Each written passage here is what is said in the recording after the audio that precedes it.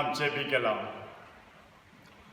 அன்பின் பரலோக பிதாவே, கர்த்தாவே, இந்த நல்ல வேலைக்காக நாங்கள் உம்மை ஸ்தோத்திரிக்கிறோம் ஆண்டவரே. உம்முடைய நாமத்தை மகிமைப்படுத்துகிறோம் ஆண்டவரே. இந்த நாளிலே கர்த்தர் நீர் உம்முடைய வார்த்தையை கொண்டு உம்முடைய பிள்ளைகளோடு கூட பேசுவீராக. உம்முடைய ஜீவ வார்த்தை இன்றைக்கு உம்முடைய பிள்ளைகள் வாழ்க்கையிலே புது பலனை கொண்டு வர வேண்டும் என்று சொல்லி, புதிய ஆசீர்வாதத்தை கொண்டு வர வேண்டும் என்று சொல்லி, இயேசுவின் நாமத்தினாலே இந்த வார்த்தையினாலே உம்முடைய பிள்ளைகள் ஆசீர்வதிக்கப்படுவார்களாக. உம்முடைய பிள்ளைகளுடைய சிறையிருப்பு மாறுபடியாய், சீயோனின் சிறையிருப்பு மாறுபடியாய், யாக்கோபின் சிறையிருப்பு இந்த நாளிலே மாற்றப்படும்படியாய், உம்முடைய பிள்ளைகளுடைய சிறையிருப்பை தேவன் இருந்த வார்த்தை கொண்டு மாற்றும்படியாய் ஜெபிக்கிறேன் ஆண்டவரே. இயேசுவின் நாமத்தில் உம்முடைய பிள்ளைகள் ஆசீர்வதிக்கப்படுவார்களாக, உம்முடைய வார்த்தையினால் ஆசீர்வதிக்கப்படுவார்களாக. தேவனீர் பேசும்படியாய் ஜெபிக்கிறோம் இயேசுவின் நாமத்தில் பிதாவே, ஆமென். கர்த்தருடைய பரிசுத்த நாமத்திற்கு ஸ்தோத்திரம் உண்டாவதாக. இந்த மாதத்திலே தேவன் நமக்கு கொடுத்த ஒரு அருமையான வாக்குத்தத்தம், தேவன் நம்முடைய சிறையிருப்பை திருப்புகிறவர் என்பதாக. சீயோனின் சிறையிருப்பை கர்த்தர் திருப்பும் போது சொப்பனம் காண்கிறவர்கள் போல இருந்தோம். அப்பொழுது நம்முடைய வாய் நகைப்பினாலும் நம்முடைய நாவு ஆனந்த சத்தத்தினாலும் நிறைந்திருந்தது. அப்பொழுது கர்த்தர் இவர்களுக்கு பெரிய காரியங்களை செய்தார் என்று பிரஜாதிகளுக்குள்ளே சொல்லிக் கொண்டார்கள். கர்த்தர் நமக்கு பெரிய காரியங்களை செய்தார், இனிமேல் நாம் மகிழ்ந்திருக்கிறோம் என்பதாய் ஆண்டவருடைய வார்த்தை சொல்லுகிறது. தேவன் சீயோனின் சிறையிருப்பை திருப்பினார் என்று இங்கே ஆண்டவருடைய வார்த்தை சொல்லுகிறது. பிரியமானவர்களே, இதற்கு முந்தின இந்த சங்கீத புஸ்தகத்திலே நீங்கள் பார்க்கும் பொழுது அவர்கள் ஜெபம் பண்ணினார்கள், தேவ பிள்ளைகள் ஜெபம் பண்ணினார்கள். அவருடைய ஜெபம் என்னவாய் அமைந்திருந்தது? 85ஆம் சங்கீதத்திலே சொல்லப்பட்டிருக்கிறது, கர்த்தாவே, உமது தேசத்தின் மேல் பிரிய வைத்து யாக்கோபின் சிறையிருப்பை நீர் திருப்பினீர் ஆண்டவரே. நீர் ஏற்கனவே யாக்கோபின் சிறையிருப்பை திருப்பினீர். யாக்கோபு ஒரு நாளிலே அடிமைப்பட்டு போனான். யாக்கோபின் பிள்ளைகள் எகிப்திற்கு விருந்தாளிகளாய் போனவர்கள், அங்கே அவர்கள் அடிமைப்பட்டு போனார்கள். அந்த யாக்கோபின் சிறையிருப்பை நீர் மீட்டுக் கொண்டு வந்தீர் ஆண்டவரே.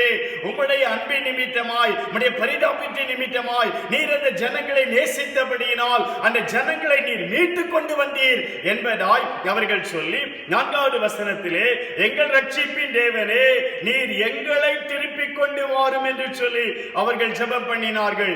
எங்கள் மேல் உள்ள ஒரு கோபத்தை ஆற பண்ணும் என்று சொல்லி அவர்கள் ஜெபம் பண்ணினார்கள். பிரியமானவர்களே, ஆண்டவரை நோக்கி விண்ணப்பம் பண்ணினார்கள். தானியேல் போன்ற தேவ பக்தர்கள், சாத்ராக், மேஷாக், ஆபேத்நேகோ போன்ற தேவ பக்தர்கள், இன்னும் அநேக தேவ தீர்க்க தரிசிகள் அங்கே சிறையிருப்பிற்குள்ளே கடந்து போனவர்கள், அவர்கள் தேவ சமூகத்திலே ஜெபம் பண்ண ஆரம்பித்தார்கள், எங்கள் சிறையிருப்புகள் மாற வேண்டும் என்று சொல்லி. அப்பொழுதுதான் தேவன் பாருங்க சிறையிருப்பை திருப்புகிறார். ஆனால் அந்த சிறையிருப்பை திருப்பும் பொழுது அவர்கள் சொல்லுகிற காரியம், நாங்கள் சொப்பனம் காண்கிறவர்கள் போல இருந்தோம், ஒரு சொப்பனத்தை போல எங்களுக்கு காணப்பட்டது. காரணம், இதற்கு முன்பு தேவன் எங்களை விடுவித்துக் கொண்டு வந்தார், எகிப்திலிருந்து வெளியே கொண்டு வந்து இந்த கானான் தேசத்திற்கு எங்களை கொண்டு வரும் பொழுது அதற்கென்று பிரத்யட்சமாய் ஒரு தலைவனை தேவன் ஆயத்தப்படுத்தினார். மோசே என்கிற தலைவனை தேவன் ஆயத்தப்படுத்தினார். மாத்திரமல்ல, அவருடைய ஓங்கிய புயம், பலத்த கரம் எங்களுக்காக இடைவிட ஆரம்பித்தது. பார்வோனோடு தேவனே யுத்தம் பண்ணினார், அவனை செங்கடலிலே கவிழ்த்து போட்டார், அநேக அற்புதங்களை செய்தார். வழியிலே மன்னாவை கொடுத்து, வழியிலே எங்களை போஷிப்பித்து, வழியிலே எங்களுக்கு தேவையானவைகளை எல்லாம் தந்து, எங்களுக்கு முன்பாக இருக்கிற எல்லா தடைகள், எல்லா விதமான தடைகளை நீக்கி போட்டு, யோர்தான், எரிகோ போன்ற தடைகள் வந்த பொழுது எல்லா தடைகளை நீக்கி போட்டு அவர் எங்களை இப்படியாக இந்த கானான் தேசத்திற்குள்ளே கொண்டு வந்து சேர்த்தார். அதற்கு ஒரு நீண்ட நாட்கள் கடந்து வந்தது. தேவன் தம்முடைய வல்லமையை பயன்படுத்தி எங்களை கொண்டு வந்தார். அப்படி இங்கே எந்த விதமான தலைவர்களையும் தேவன் ஏற்படுத்தவில்லை. இப்பொழுது சீயோன் சிறைப்பட்டு இருக்கிறது, அவர்கள் பாபிலோனிலே சிறைப்பட்டு இருக்கிறார்கள். ஆனால் இந்த பாபிலோனின் சிறையிருப்பில் அவர்களை வெளியே கொண்டு வருவதற்கு தேவன் எந்த தலைவர்களையும், முக்கியமான பிரத்யட்சமான ஒரு தலைவர் கரத்திலே அவர்களை கொடுக்கவில்லை. மாத்திரமல்ல, எதிரிகளோடு யுத்தம் பண்ணவில்லை, எதிரி ராஜாக்களை தேவன் அழிக்கவில்லை. மாத்திரமல்ல, அவர்களுக்கான அற்புதங்கள், அடையாளங்களை எதையும் செய்யவில்லை. அதைத்தான் அவர்கள் சொல்லுகிறார்கள், இந்த சிறையிருப்பை எங்களுக்கு திருப்பின இந்த காரியங்கள் சொப்பனம் காண்கிறவர்கள் போல நாங்கள் காணப்பட்டோம். இதற்கு முந்தின காரியங்களை காரியங்களை நீங்கள் பார்க்கும் பொழுது அதற்கு முன்னதாகவே தீர்க்கதரிசிகளின் மூலமாய் தேவன் 175 ஆண்டுகளுக்கு முன்னதாகவே ஏசாயா தீர்க்கதரிசியின் மூலமாக தேவன் முன்னுரைத்திருந்தார். பிரியமானவர்களே, இப்படி கோரேஸ் என்கிற ஒரு மன்னன் வருவான். அவன் இந்த ஆலயத்தை அஸ்திபாரம் விடுவான். அவன் இந்த ஆலயத்தை கட்டப்படி என்று அஸ்திபாரம் விடு என்று சொல்லுவான். அவனுக்காக நான் வெண்கல கதவுகளை உடைத்து இருப்பு தாழ்பால்களை கொடுப்பேன், அவனுக்காக திறந்த வாசல்களை வைத்திருப்பேன் என்று ஆண்டவர் சொல்லி அவன் மூலமாக தேவ பிள்ளைகள் விடுவிக்கப்படுவார்கள் என்கிற சம்பவத்தை அதற்கு முன்னதாகவே தேவன் எழுதி வைத்திருந்தார். இப்பொழுது அந்த மன்னன் வருகிறான். ஆனால் அவர்கள் இந்த காரியத்தை மறந்திருக்க வேண்டும். அவர்களுக்கு இது சொப்பனம் காண்பது போல காணப்படுகிறது. தேவன் அவர்கள் சிறையிருப்பை திருப்பினார். பிரியமானவர்களே, சிறையிருப்பு என்பது அது கொடுமையானது, அது வேதனையானது, அது வருத்தத்தை ஏற்படுத்தக்கூடியது, அது மனபாரத்தை உண்டாக்கக்கூடியது என்று சொல்லி கடந்த நாட்களிலே, கடந்த 1ஆம் தேதியிலே ஆண்டவர் கொடுத்த வாக்குத்தத்தத்தை வைத்து நாங்களோடு கூட ஆண்டவருடைய வார்த்தையை பகிர்ந்து கொண்டேன். குறிப்பாய் யோபுடைய வாழ்க்கையிலே கர்த்தர் யோபுவின் சிறையிருப்பை திருப்பினார் என்கிற சம்பவத்தை நான் உங்களுக்கு முன்பாக கொண்டு வந்தேன். பிரியமானவர்களே, 42ஆம் அதிகாரம் யோபுவின் புஸ்தகம் 10ஆம் வசனத்திலே கர்த்தர் யோபுவின் சிறையிருப்பை திருப்பினார் என்று அங்கே எழுதப்பட்டிருக்கிறது. எப்பொழுது கர்த்தர் யோபுவின் சிறையிருப்பை திருப்பினாராம் வேதம் சொல்லுகிறது, அவன் ஜெபம் பண்ணின பொழுது, நானும் ஜெபிக்கிறேனே, நானும் ஆண்டவரை நோக்கி பார்க்கிறேனே, நானும் மணிக்கணக்காக தேவ சமூகத்திலே ஜெபிக்கிறேனே என்று நீங்கள் சொல்லுவீர்களே. ஆனால் யோபு எப்படி ஜெபித்தான் என்கிறதை நாம் கவனிக்க வேண்டும். யோபு தன் நண்பர்களுக்காக ஜெபம் பண்ணினான், பிறருக்காக ஜெபம் பண்ணினான். எனக்காக நான் ஜெபம் பண்ணிக்கொண்டே இருக்கிறேன், மணிக்கணக்காக ஜெபம் பண்ணிக்கொண்டே இருக்கிறேன், வருடக்கணக்காக ஜெபம் பண்ணிக்கொண்டே இருக்கிறேன். இன்னைக்கு தேவன் உங்களை பார்த்து சொல்லுகிறார், இந்த லாக்டவுன்ல இருந்து வெளியே வர வேண்டுமே ஆனால், இந்த அடைபட்ட வாழ்க்கையிலிருந்து வெளியே வர வேண்டுமே ஆனால் தேவ பிள்ளைகள் நீங்கள் ஜெபிக்க வேண்டும், பிறருக்காக ஜெபிக்க வேண்டும். எப்படிப்பட்டவர்கள் இந்த நண்பர்கள்? அவனை நிந்தித்தவர்கள், 10 முறை அவனை பரிகாசம் பண்ணினவர்கள். அந்த நண்பர்கள் நிமித்தமாய் மன உளைச்சல் அடைந்திருந்தான் இந்த யோபு. அப்படிப்பட்ட நண்பர்கள் மீது தேவ கோபம் இறங்கக்கூடாது என்பதற்காக இந்த யோபு ஜெபம் பண்ணினான். பிரியமானவர்களே, கர்த்தர் அவன் சிறையிருப்பை மாற்றினார் என்று வேதம் சொல்லுகிறது. எல்லாவற்றையும் இழந்து போயிருந்த சூழ்நிலையிலே அவன் ஆடுகளை இழந்திருக்கிறான், மாடுகளை இழந்திருக்கிறான், ஒட்டகத்தை இழந்திருக்கிறான், அவனுடைய கழுதைகளை இழந்திருக்கிறான், வேலைக்காரிகளை இழந்திருக்கிறான், பிள்ளைகளை இழந்திருக்கிறான், அவனுடைய ஆரோக்கியத்தை இழந்திருக்கிறான். எல்லாவற்றையும் இழந்து போன சூழ்நிலையிலே அவன் ஒன்றை மாத்திரம் இழக்கவில்லை என்று சொல்லுகிறான். என்ன சொல்லுகிறான் பாருங்க, அவர் என்னை கொன்று போட்டாலும் அவர் மேலதான் நம்பிக்கையாயிருப்பேன் என்று அந்த நம்பிக்கையை மட்டும் இழக்கவில்லை. ஆகவே நான் சகரியா புஸ்தகத்திலே சொல்லப்பட்ட வார்த்தையின்படி, நம்பிக்கையுடைய சிறைகளே, சிறைக்குள்ள இருக்கிற யோபுவே, யோபுவை போன்ற தேவ பிள்ளைகளே, நம்பிக்கையோடு சிறைக்குள் இருக்கிற தேவ பிள்ளைகளே, உங்களை பார்த்தானுடைய வார்த்தை சொல்லுகிறது, நம்பிக்கையுடைய சிறைகளே அரணுக்கு திரும்புங்க, இரட்டிப்பான நன்மைகளை தருவேன், இன்றைக்கே தருவேன் என்று அன்றைய வார்த்தை சொல்லுகிறது. தேவன் 2 மடங்கு அவனுக்கு ஆசீர்வாதத்தை கொடுத்தார். முன்பு 3000 ஆடுகள் இப்பொழுது 6000 மாறி, முன்பு 7000 ஆடுகள் இப்பொழுது 14000 ஆடுகளாய் மாறியது. முன்பு 3000 ஒட்டகங்கள் இப்பொழுது 6000 ஒட்டகங்களாய் மாறியது. முன்பு 500 ஏர்மாடுகள் இப்பொழுது 1000 ஏர்மாடுகளாக, முன்பு 500 கழுதைகள் இப்பொழுது 1000 கழுதைகளாக, அநேக வேலைக்காரிகள், மீண்டும் அவனுக்கு 10 பிள்ளைகள், 3 சௌந்தரியவதி உள்ள நல்ல அழகுள்ள 3 குமாரத்திகளை தேவன் அவனுக்கு கொடுத்து அவனை ஆசீர்வதித்தார். நீண்ட ஆயுளை கொடுத்து தேவன் அவனை ஆசீர்வதித்தார். நல்ல ஆரோக்கியத்தை கொடுத்து தேவன் அவனை ஆசீர்வதித்தார் என்பதாய் அன்றைய வார்த்தை சொல்லுகிறது. அவனுடைய வாழ்க்கையிலே தேவன் அவனை ஆசீர்வதித்தார். பிரியமானவர்களே, சிறையிருப்பு மாறியது, அவன் ஆசீர்வாதமாய் மாறினான். அவன் தனக்கு ஆசீர்வாதமாய், தன் குடும்பத்துக்கு ஆசீர்வாதமானவனாய் அங்கே யோபுவை கர்த்தர் மாற்றினார். யோபுவின் சிறையிருப்பு மாறியது என்று நான் உங்களோடு கூட பகிர்ந்து கொண்டேன். நீங்கள் உங்களுக்காக ஜெபிக்கிறதை நிறுத்திவிட்டு பிறருக்காக ஜெபிக்கும் பொழுது, நிந்திக்கிறவர்களுக்காக ஜெபிக்கும் பொழுது உங்கள் சிறையிருப்புகள் மாறும். நீங்கள் உங்கள் நம்பிக்கையை விட்டு விடாதிருக்கும் பொழுது உங்கள் சிறையிருப்புகள் மாறும் என்பதாய் அன்றைய வார்த்தையை பகிர்ந்து கொண்டேன். பிரியமானவர்களே, இந்த நாளிலே நான் உங்களோடு கூட இன்னும் ஒரு 2 மனிதர்களை உங்களுக்கு முன்பாக நான் வைக்க ஆசைப்படுகிறேன். அவர்கள் வாழ்க்கையிலே தேவன் சிறையிருப்பை மாற்றி போட்டார். அவருடைய சிறையிருப்பை மாற்றின தேவன் இன்றைக்கு உங்கள் சிறையிருப்பை மாற்றுவதற்கு தேவன் உண்மையுள்ளவராய் இருக்கிறார். நீங்கள் இந்த செய்தியை கவனமாய் கேட்பீர்களே ஆனால், நீங்கள் எப்பேற்பட்ட லாக்டவுனுக்குள்ளே காணப்பட்டாலும், எப்பேற்பட்ட சிறையிருப்பிற்குள்ளே காணப்பட்டாலும், அந்த சிறையிருப்பிலிருந்து தேவன் உங்களை வெளியே கொண்டு வருவார். அநேகருக்கு ஆசீர்வாதமான பாத்திரமாய் மாற போகிறீர்கள். தேவ பிள்ளைகள் எப்பொழுதெல்லாம் அடைக்கப்பட்டார்களோ, அடைப்பட்ட சூழ்நிலையிலே எப்பொழுதெல்லாம் அவர்கள் ஆண்டவரை நோக்கி பார்த்தார்களோ, தேவன் அவர்களை வெளியே கொண்டு வந்தார். அநேகருக்கு ஆசீர்வாதமான பாத்திரமாய் மாற்றினார். அப்போஸ்தலர்கள் சிறையில் அடைக்கப்பட்டார்கள். அவர்கள் வெளியே வந்த பொழுது அநேகருக்கு சுவிசேஷத்தை அறிவிக்கும்படி கடந்து போனார்கள். பேதுரு சிறைச்சாலையில் அடைக்கப்பட்டான். தேவ தூதன் மூலமாக வெளியே கொண்டு வந்து இந்த ஜீவ வார்த்தைகளை பிரசங்கிக்கும்படிக்கு அங்கே பேதுருவுக்கு சொல்லி அனுப்புகிறதை குறிப்பதை பார்க்கிறோம். பவுல் சீலா சிறைச்சாலையில் அடைக்கப்பட்டார்கள். பாடி துதி செய்ய தொடங்கின பொழுது சிறைச்சாலையின் அஸ்திவாரங்கள் அசைந்தது, கட்டுகள் கலந்தது. அவர்கள் விடுவிக்கப்படும்படியான சூழ்நிலை வந்த பொழுது சிறைச்சாலை தலைவன் நடுங்கும் பொழுது அங்கே சிறைச்சாலை தலைவனுக்கு சுவிசேஷம் அறிவிக்கப்பட்டு சிறைச்சாலை தலைவன் அவன் குடும்பம் ரட்சிக்கப்பட்டது. மிகுந்த மகிழ்ச்சி அடைந்தார்கள் என்பதால் வேதம் சொல்லுகிறது. பிரியமானவர்களே, தேவ பிள்ளைகள் சிறையை விட்டு வெளியே வரும் பொழுது அநேகருக்கு ஆசீர்வாதத்தை கொண்டு வந்திருக்கிறார்கள். அப்படித்தான் இந்த யோசேப்பு என்கிற ஒரு பக்தனை குறித்து நான் இந்த நாளிலே உங்களுக்கு முன்பாக கொண்டு வர போகிறேன். மாத்திரமல்ல, இன்னொரு மனிதனை குறித்து நான் உங்களோடு கூட சொல்ல ஆசைப்படுகிறேன். சிம்சோன் என்கிற ஒரு மனிதனை குறித்தும் அவனுடைய சிறையிருப்பை குறித்தும் உங்களோடு கூட நான் ஆண்டவருடைய வார்த்தையாக பகிர்ந்து கொள்ள ஆசைப்படுகிறேன். நீங்கள் பிரசங்கியின் புஸ்தகத்தை படிப்பீர்களே ஆனால் பிரசங்கியின் புஸ்தகம் 4ஆம் அதிகாரம் அங்கே 14வது வசனம் சொல்லுகிறது, அரசால சிறைச்சாலையிலிருந்து புறப்படுவாரும் உண்டு, ராஜாங்கத்தில் பிறந்து ஏழையாவாரும் உண்டு என்று ஆண்டவருடைய வார்த்தை சொல்லுகிறது. அரசு ஆளுகை செய்வதற்கு, ராஜாங்கத்தை ஆளுகை செய்வதற்கு சிறைச்சாலையில் இருந்து புறப்பட்டு வந்து ஒரு மனிதன் தேசத்தை ஆளுகை செய்கிறவனாய் மாற முடியும். அதே நேரத்தில் ராஜாங்கத்தில் ஒரு அரசு அலுவலர், ஒரு அரசு, அதாவது ஒரு பெரிய அரசாங்கத்தில் ஒரு ராஜாவின் பிள்ளையாய் பிறந்து கூட ஏழையாவாரும் உண்டு என்பதாக ரெண்டு தொடக்கத்தை குறித்து, ரெண்டு முடிவை குறித்து இங்கே சொல்லப்பட்டிருக்கிறது.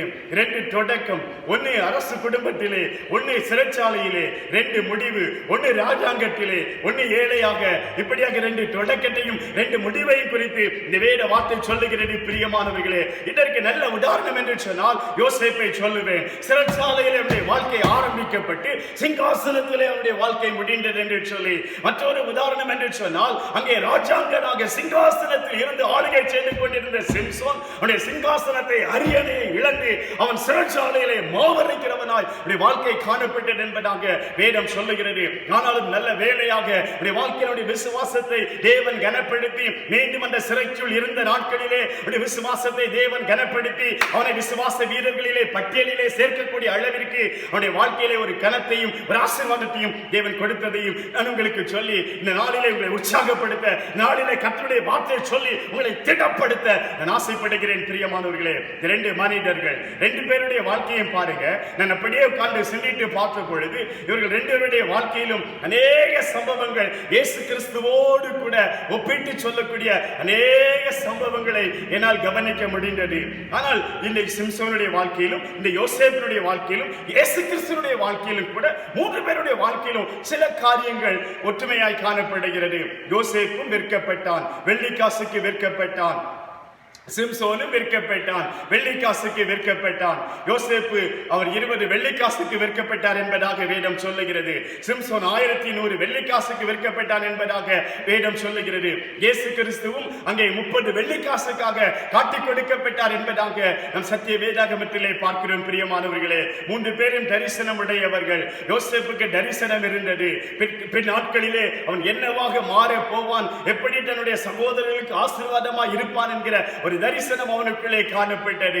சிம்சோனும் தரிசனத்தோடு கூட இஸ்ரவேலை ரட்சிப்பதற்காக, பெலிஸ்தேரின் கரத்திலிருந்து ரட்சிப்பதற்காக வந்தவர் என்பதாக ஒரு தரிசனத்தோடு கூட தேவன் அவரை பிறப்பிக்க பண்ணினார் என்பதாக நீங்கள் அறிந்து கொள்ள முடியும். ஆண்டவராகிய இயேசு கிறிஸ்துவினுடைய வாழ்க்கையை பார்க்கும் பொழுது ஆண்டவராகிய இயேசு கிறிஸ்து தரிசனம் உள்ளவர். அவர் தனக்கு முன்வைத்திருக்கிற சந்தோஷத்தின் பொருட்டு அவமானத்தை எண்ணாமல் அவர் சிலுவையை சகித்தார், பாடுகளை சகித்தார் என்பதாக வேதம் சொல்லுகிறது. பிரியமானவர்களே, ஆனால் கடைசியாக இந்த மூன்று பேருடைய வாழ்க்கையில ஒருவன் தரிசனத்தை இழந்து போன சம்பவத்தையும் சிம்சோன் தன் தரிசனத்தை இழந்து போன காரியத்தையும் இன்னும் கொஞ்ச நேரத்தில் நான் விளக்கி சொல்ல ஆசைப்படுகிறேன். பிரியமானவர்களே, முதலாவதாக இந்த யோசேப்பினுடைய வாழ்க்கையை நான் உங்களுக்கு முன்பாக வைக்க ஆசைப்படுகிறேன். யார் இந்த யோசேப்பு? அவருடைய வாழ்க்கையை சிறையில் இருந்து நான் கொண்டு வருகிறேன். அவன் யார் என்பது உங்களுக்கு தெரியும். யாக்கோபின் பிள்ளை, யாக்கோபால் நேசிக்கப்பட்ட பிள்ளை, தன்னுடைய 10-12 பிள்ளைகளில் அதிகமாய் நேசித்த ஒரு பிள்ளை. இதெல்லாம் ஒரு பக்கம் இருக்கட்டும். இப்பொழுது யோசேப்பு சிறைக்குள் இருக்கிறான். சிறைக்குள் இருக்கிற அனுபவங்களுக்கு தெரியும். அநியாயமாய் குற்றம் சாட்டப்பட்டபடியினால் யோசேப்பு சிறைச்சாலைக்குள்ளே கொண்டு வரப்பட்டிருக்கிறான். அருமையான தேவனுடைய பிள்ளைகளே, உங்களுடைய வாழ்க்கையிலே நீங்கள் அநியாயமாய் குற்றம் சாட்டப்பட்டு அநியாயமாய் நீங்கள் தவறு இழைக்காத பொழுது தண்டனை அனுபவித்துக் கொண்டிருப்பீர்களே, ஆனால் உங்களை குறித்து தேவனுக்கு ஒரு பெரிய நோக்கம் இருக்கிறது என்பதை நீங்கள் உங்கள் வாழ்க்கையிலே உணர்ந்து கொள்ள வேண்டும். தேவன் உங்களை ஒரு பெரிய நோக்கத்தோடு கூட தெரிந்தெடுத்திருக்கிறார். உங்களை குறித்து தேவனுக்கு ஒரு பெரிய நோக்கம் இருக்கிறது. நீங்கள் தேவனால் செலக்ட் பண்ணப்பட்டிருக்கிறீர்கள். நீங்கள் தேவனால் தெரிந்தெடுக்கப்பட்ட வைக்கப்பட்டிருக்கிறீர்கள், அநியாயமாய் குற்றம் சாட்டப்பட்டுக் கொண்டிருக்கிறீர்கள், அநியாயமாய் தண்டனை அனுபவித்துக் கொண்டிருக்கிறீர்கள், அநியாயமாய் சிறையில் இருந்து கொண்டிருக்கிறீர்கள், உங்களுக்கு அநீதி இழைக்கப்பட்டிருக்கிறது. காரணம் என்னவென்று சொன்னால், இந்த சூழ்நிலையிலே தேவன் உங்களை டெஸ்ட் பண்ணி பார்க்கிறார். நீங்க முறுமுறுக்கிறீங்களா? நீங்க சுயநலவாதியா இருந்து கொண்டிருக்கிறீங்களா? நீங்க தேவன் மேல் குறை சொல்லிக் கொண்டிருக்கிறீர்களா? இதை தேவன் கவனித்து பார்க்கும்படியாகத்தான் இந்த சோதனையை உங்கள் வாழ்க்கையில வைத்திருக்கிறார். பிரியமானவர்களே, இந்த சூழ்நிலையிலும் நீங்கள் ஆண்டவரை துதித்து மகிமைப்படுத்தி பாருங்க. இந்த சூழ்நிலையிலும் யோசேப்பு முறுமுறுத்துக் கொண்டிருக்கவில்லை, யார் மீதும் குறை சொல்லிக் கொண்டிருக்கவில்லை, யார் மீதும் பலி சாட்டிக் கொண்டிருக்கவில்லை, யாரும் தனக்காக பரிதாபப்பட வேண்டும் என்று சொல்லி அவன் நினைத்துக் கொண்டிருக்கவில்லை. தேவனுக்கு ஒரு மனிதன் தேவைப்பட்டது.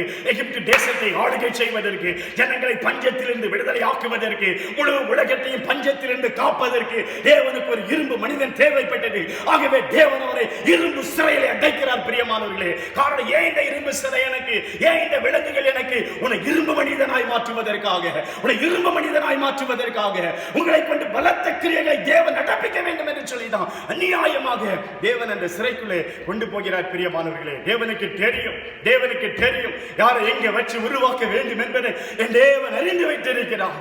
ஆகவே தேவன் அவனை அந்த சிறைச்சாலைக்குள்ள கொண்டு போகிறார். நிச்சயமாகவே நேரம் வரும், வேலை வரும். தேவன் யாருக்கும் அநீதி இழைக்கிறவர் அல்ல. தேவன் நீதியுள்ள நியாயாதிபதி. நீங்கள் சிறைக்குள்ளே போயிருக்கிறீர்கள் என்று சொன்னால், ஏற்ற வேலை வரும் பொழுது தேவன் உங்களை கட்டாயம் வெளியே கொண்டு வருவார்.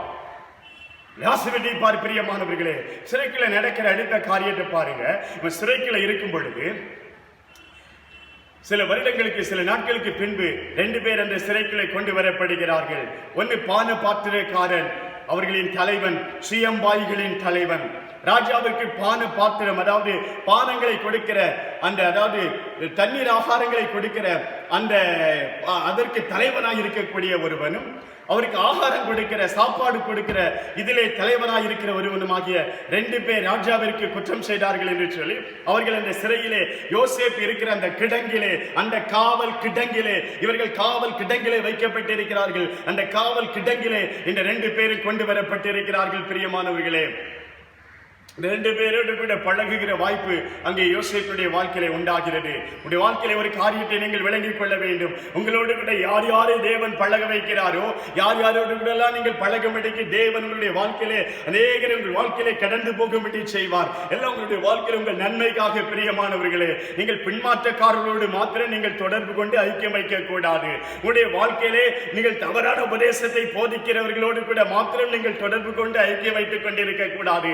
மற்றபடி உங்களுடைய வாழ்க்கையில யார் யாரை தேவன் கடந்து போக பண்ணுகிறாரோ, உங்கள் வாழ்க்கை என்கிற ரஸ்தாவிலே யார் யார் உங்கள் வாழ்க்கையில கடந்து போகிறார்களோ அவர்களோடு கூட நம்முடைய நேரங்களை செலவழித்து நம்முடைய சுபாவங்களை உருவாக்கிக் கொள்ள வேண்டும். பிரியமானவர்களே, அநேக தேவ பிள்ளைகள் வீட்டுக்கே வருவதில்லை.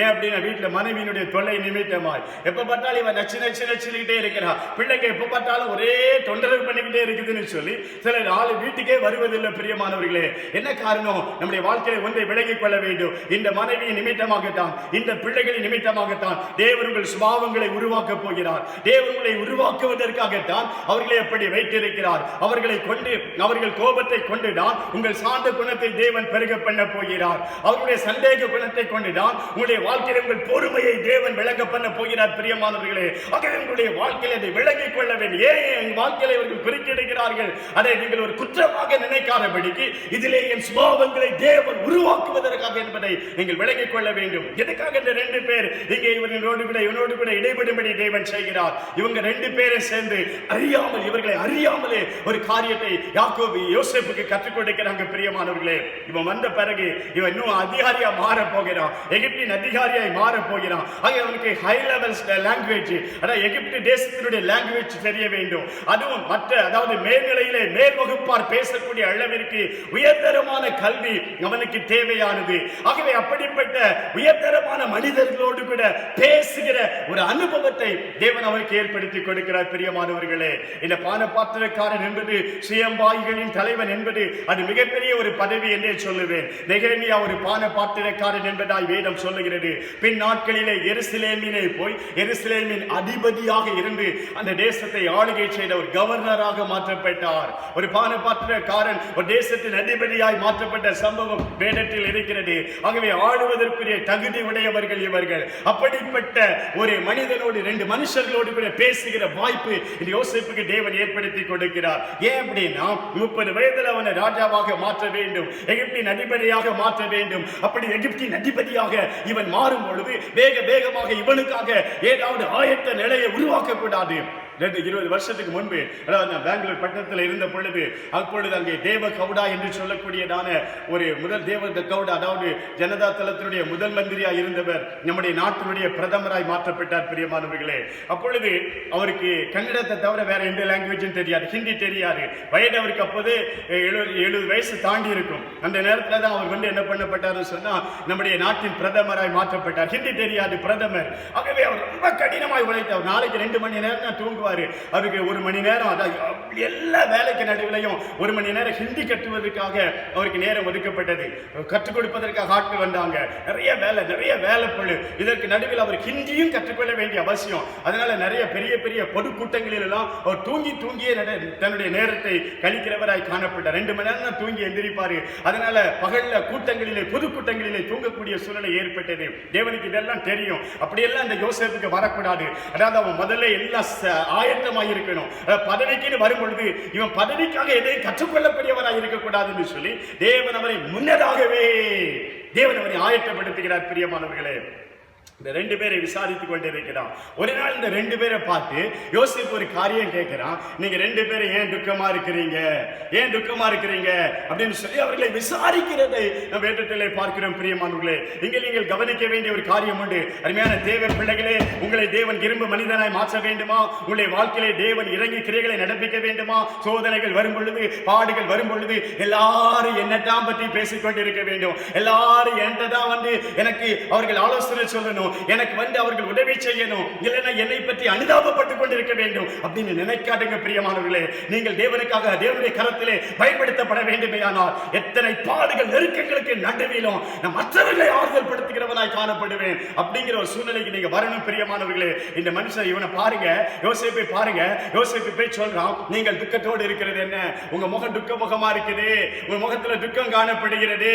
இவன் அவனுடைய முகத்தை பார்த்து உங்க முகத்துல துக்கம் இருக்கிறது விளங்கிக் கொள்ளுகிறான். நீங்க நல்லா கவனிக்க வேண்டிய காரியம் என்னன்னா, ரொம்ப துக்கத்தோடு இருக்க வேண்டியது யாருன்னா யோசேப்பு தான் இருக்கணும். ஆகவே அவன் எப்படி கேட்டிருக்கணும், என்ன மாதிரியே நீங்களும் துக்கமா இருக்கிறீங்களே, உங்களுக்கு என்ன துக்கம் அப்படின்னு கேட்டிருக்கணும். ஆனா அப்படி அவன் கேட்கல.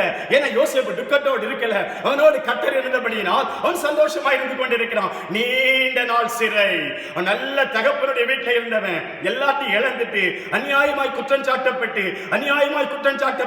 பொய்யாய் குற்றம் சாட்டப்பட்டு சிறையிலே வேதனை அனுபவித்துக் கொண்டிருக்கிறவன் தான் எப்பொழுதும் துக்க முகத்தோடு இருந்திருக்க வேண்டும். இவனுக்கு இனி எதிர்காலம் கிடையாது, இவனுக்கு சொந்தங்கள் இங்கே யாரும் கிடையாது, இவனுக்கென்று பேசுவதற்கு யாருமே கிடையாது, இவனை நினைப்பதற்கு இந்த தேசத்தில் ஒரு நபர் கிடையாது. ஆகவேதான் பானபாத்திர காரணத்தில் ஒரு முறை சொல்லும் பொழுது, என்னை நினைத்து நீ ராஜாவினிடத்தில் என்னை பற்றி சொல்ல வேண்டும் என்று சொல்லுவான். நான் இந்த சிறைக்கு வரக்கூடிய அளவுக்கு எதுவும் அநியாயம் செய்யல, அக்கிரமம் செய்யல, என்னை நினைத்து ராஜாவினிடத்தில் சொல்ல வேண்டும். என்னை நினைக்க கூட இந்த உலகத்தில் யாரும் கிடையாது அப்படிங்கிறது தான் யோசேப்புடைய சூழ்நிலை. இவன் தான் துக்கத்தோடு இருக்கணும்.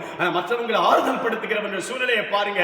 1000 துக்கம் தனக்குள் இருந்தாலும், 1000 பிரச்சனைகள் தனக்குள் இருந்தாலும் மற்றவர்களை ஆறுதல் படுத்துகிறவன் தான் உண்மையான தலைவனாய் மாற முடியும். பிரியமானவர்களே, யோசேப்பு அப்படிப்பட்டவன். மற்றவருடைய துக்கத்தை உணர்ந்து கொண்டான். ஆகவே அவரிடத்தில் போய் விசாரிக்கிறான், நீங்க ஏன் துக்கத்தோடு இருக்கிறீங்க?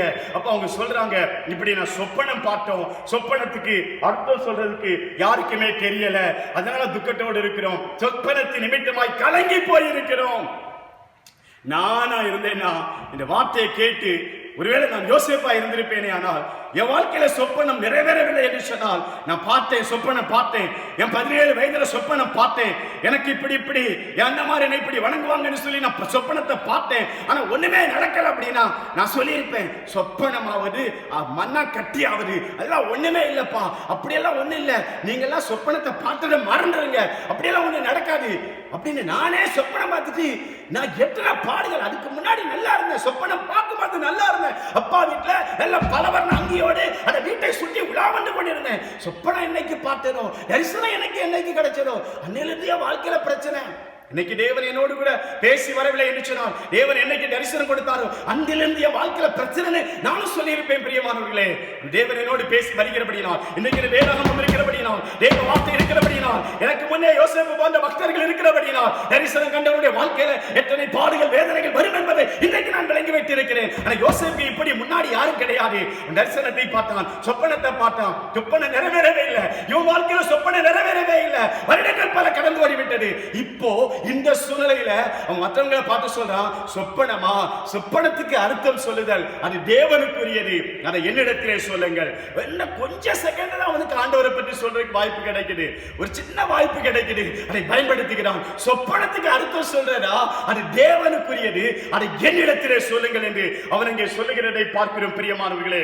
உடனே அவன் சொப்பனத்தை அவங்க சொல்லுகிறதையும் அந்த சொப்பனத்துக்கு அர்த்தம் சொல்லுகிறதையும் அந்த கொஞ்ச நேரத்திற்குள்ள ஆண்டவரை பற்றி பேசுவதற்கு தனக்கு கிடைத்த அந்த சின்ன வாய்ப்பையும் பயன்படுத்தி அவன் ஆண்டவரை அவர்களுக்கு அறிமுகப்படுத்துகிறதையும் வேதத்திலே பார்க்கிறோம் பிரியமானவர்களே. நம்முடைய வாழ்க்கையிலே தேவனை பற்றி நாம் சொல்லுவதற்கு நமக்கு கிடைத்த அந்த சின்ன வாய்ப்புகளை நாம் பயன்படுத்திக் கொள்ள வேண்டும். மாத்திரமல்ல, நமக்கு கிடைத்த அந்த வரங்களை நாம் எப்பொழுதும் அனல் மூட்டுகிறவர்களாய் காணப்பட வேண்டும். 1 தீமோத்தேயுவின் புஸ்தகம் 4ஆம் அதிகாரம் இப்படியாய் சொல்லுகிறது, உனக்கு அளிக்கப்பட்ட வரத்தை பற்றி அசதியாயிராதே. 4ஆம் அதிகாரம் 14ஆம் வசனம், நீ தேறுகிறது யாவருக்கும் விளங்கும்படி இவைகளையே சிந்தித்துக் கொண்டு இவைகளிலே நிலைத்திரு, உன்னை குறித்தும் உபதேசத்தை குறித்தும் எச்சரிக்கையாயிரு என்று இவைகளில் நிலை கொண்டிரு என்று இப்படி செய்வாயானால் உன்னையும் உன் உபதேசத்தை கேட்கிறவர்களையும் ரட்சித்துக் கொள்வாய் என்பதாய் அன்றைய வார்த்தை சொல்லுகிறது. உனக்கு கொடுக்கப்பட்ட அந்த அபிஷேகத்தின் மீது நீ ஜாக்கிரதையாயிரு. உன் மீது அபிஷேகம் இருக்கிறது, உனக்கு ஒரு விசேஷ ஆவி இருக்கிறது, அதில் நீ கவனமாயிருக்க வேண்டும். இவனுக்கு ஒரு விசேஷ ஆவி கொடுக்கப்பட்டிருக்கிறது. சொப்பனத்துக்கு அர்த்தம் சொல்லுகிற ஒரு வரம் அவனுக்கு காணப்பட்டிருக்கிறது. அவன் கவனமா இருக்கிறான், அதை பயன்படுத்துவதற்கு நேரம் கிடைக்குது, ஆண்டவரை அறிவிப்பதற்கு நேரம் கிடைக்குது, உபதேசம் சொல்வதற்கு நேரம் கிடைக்குது, அதை கவனமா அவன் பயன்படுத்துகிறான் பிரியமானவர்களே. அந்த நேரத்தை அந்த சான்ஸை மிஸ் பண்ணாமல் பயன்படுத்துகிறான். பிசாசு அவன் அடைச்சு போட்டான். அவன் சொப்பனை இனி அவன் சொப்பனக்காரனா இருக்கக்கூடாது, சொப்பனத்துக்கு அர்த்தம் சொல்றவனா இருக்கக்கூடாது. அவனுக்கு கிடைத்த அந்த வரத்தை மூடி போடுவதற்காக, லாக்டவுன்ல வைப்பதற்காக அவனை சிறைச்சாலையில கொண்டு அடைக்கிறான். இவன் சொப்பனத்துக்கு எப்படி அர்த்தம் சொல்றான் பார்க்கலாம், அடுத்தவங்களுக்கு எப்படி இவன் ஆசீர்வாதமா இருக்கலாம் பார்க்கலாம் அப்படின்னு இவனை கொண்டு சிறையில் அடைக்கிறான். தேவன் சுரைக்கிலே 2 பேரை கொண்டு வந்து அங்க சொப்பனம் பார்க்க வைக்கிறார் பிரியமானவர்களே. எங்க இருந்தாலும் உங்க வரங்களை செயல்படுத்துவதற்கு, உங்களுடைய தாளந்துகளை பயன்படுத்துவதற்கு தேவன் வாய்ப்புகளை உண்டாக்கி கொடுக்கிறவர் பிரியமானவர்களே. இந்த 2 பேருடைய வாழ்க்கையிலும் சொப்பனத்துக்கு இவன் அர்த்தம் சொல்ல ஆரம்பிக்கும் பொழுது பாருங்க, அவன் சொல்ற வார்த்தை என்னை ரொம்ப கவர்ந்து கொண்ட ஒரு வார்த்தை என்னன்னா, இதுதான் இதன் அர்த்தம் என்று அவன் அங்கே ஒரு வார்த்தை சொல்லுகிறதை நீங்கள் வேதத்திலே பார்க்க முடியும். அந்த பாத்திரக்காரனை பார்த்து அவன் சொப்பனத்துக்கு அர்த்தம் சொல்லும் பொழுது அவன் சொல்லுகிறான், இதுதான் இதனுடைய அர்த்தம் என்று சொல்லி, இதுதான் இதனுடைய அர்த்தம் என்று அவன் அங்கே தெளிவா சொல்லுகிறதை பார்க்கிறோம். 40ஆம் அதிகாரம் 14ஆம் வசனத்துல சொல்லுகிறான், இதுதான் இதன் அர்த்தம் என்று சொன்னதும் என்று சொல்லி, இதுதான் இதன் அர்த்தம், இதான்ப்பா. ஒருவேளை இப்படி இருக்கலாம், உன் சொப்பனத்துக்கு அர்த்தம் இப்படி இருக்கலாம், அப்படி இல்லை, இதுதான் அர்த்தம். உன் சொப்பனத்துக்கு இதுதான் அர்த்தம். 3 நாள் 3 கொடி 3 நாள் எல்லாம் ரொம்ப பர்ஃபெக்ட். 3 நாளில் உன் தலை உயர்த்தப்படும். எவ்வளவு கரெக்டா உன் சொப்பனத்துக்கு அர்த்தம் சொல்றான் பாருங்க பிரியமானவர்களே. இந்த வாழ்க்கையில அவனுடைய விசுவாசத்துல கொஞ்சமும் அவனுக்கு தளர்வு கிடையாது. என் வாழ்க்கையிலேயே நடக்கல, நான் சொப்பனம் பார்த்தேன், என் உயர்வரைகிற மாதிரி பார்த்தேன், அதுவே நடக்கல அப்படின்னு அவன் சோர்ந்து போகல. அவனுடைய வாழ்க்கையில விசுவாசம் இருந்தது. கர்த்தர் என் சொப்பனத்தை நிறைவேற்றுவாரு, என் தரிசனமும் நிறைவேறும். அடுத்தவங்களுக்கு சொப்பனத்துக்கு இந்த சூழ்நிலையில வருஷங்கள் பல 10-12 வருஷங்கள் கடந்து போன சூழ்நிலையிலும் அவனுடைய வாழ்க்கையில அவனுடைய விசுவாசம் குறைஞ்சு போகவே இல்லை. அசையாத ஒரு விசுவாசம், விசுவாசத்தின் ஆவியை உடையவனாய் இங்கே யோசேப்பு காணப்படுகிறான் பிரியமானவர்களே. கர்த்தர் அவனை பயன்படுத்தும்படியான வேலை வருகிறது. அந்த சூழ்நிலை வரும் பொழுது சொப்பனத்துக்கு அர்த்தம் சொல்லி இங்க வெளியே போனவன் அவன் போய் ராஜாட்ட போய் எதுவும் சொல்லல, யோசேப்பை பற்றி சொல்லல.